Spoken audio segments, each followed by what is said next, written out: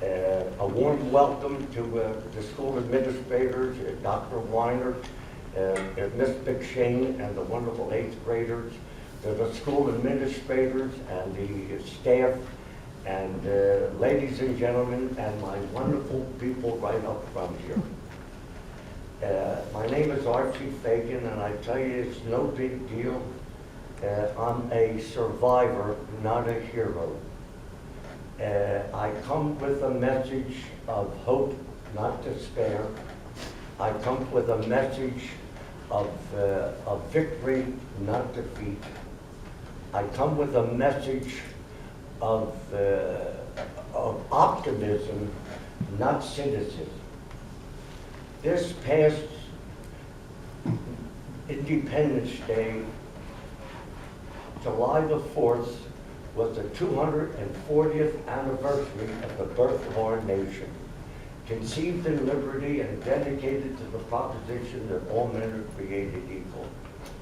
Our forefathers had the vision and the stamina and the courage to create a constitutional government with the structure that has endured 240 years of chaos, wars, assassinations, but the durability of that constitutional government which we enjoy today is due to the valor, the courage, and the perseverance of the American fighting man.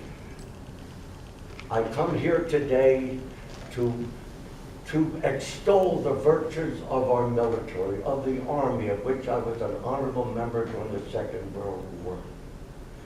From Bunker Hill and Concord during the Revolution, to the burning of Washington during the War of 1812, to the Indian Wars, and alas, yes, to the Civil War, that curse of slavery that tore our nation apart. You have no idea how desperate this country was made to survive. We were on the cusp of being dissolved completely based on a cause that neither side expounded. And yet, due to the vision, the courage, and the patience and the stamina of Abraham Lincoln, we preserved our union and our nation. Onward to the Spanish-American War, where Teddy Roosevelt and his Rough Riders stormed the hills of San Juan, and to the First World War of the trenches of France, where the Marines fought gallantly at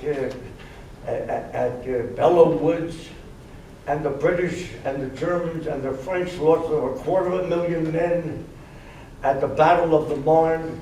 We American Marines there saved the day and preserved democracy for another war, my war, yes, the Second World War, which came just a generation later. From the shores of Omaha Beach and to the vast cold of the Ardennes Forest, where I was there in the winter of 1944. It was hard, but we were young and strong then. We moved on. I had the experience of seeing the worst of humanity at Dachau concentration camp. I was also a military observer after my unit, the 66th Tank Battalion, was sent home because the war in the Pacific was still going on. I had the privilege and the opportunity to see evil in those Nazi military killers that sat in the dock there. And to the present day of our soldiers coming back from Iraq and Afghanistan, some without legs, without arms. And according to the CDC, I have unhappy to inform that in this country, 22 military veterans commit suicide every day in this country.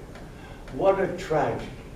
Somehow our bureaucrats have failed to take care of our military men who have paid such a high price to preserve our freedom so you can sit here and learn and enjoy things.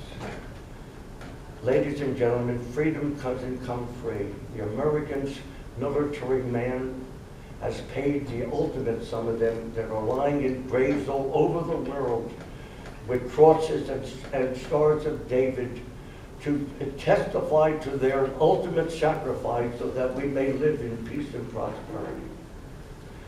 I have three things that I'd like to bring to your attention that can bring us to a more sustainable and preserve our union.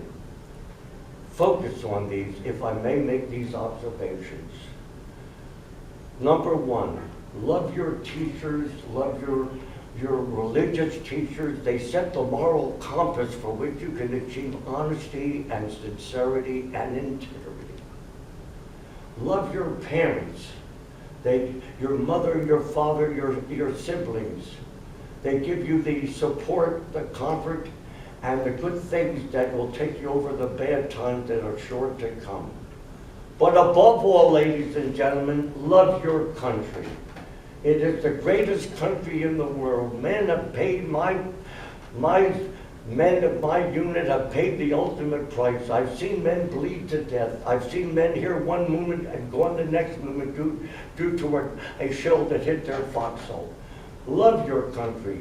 It is the greatest country in the world. It is a bastion of democracy, the lighthouse of human rights. Support it if necessary. Some of us are willing to die for it. In conclusion, I'd like to say thank you again for having me. This is indeed a pleasure. I don't know how many years God has in store for me, but if I offended anybody today, please forgive me. And if I energize you and invigorated you and it motivated you, then I haven't lived my life in vain. Ladies and gentlemen, thank you for having me, and God bless America.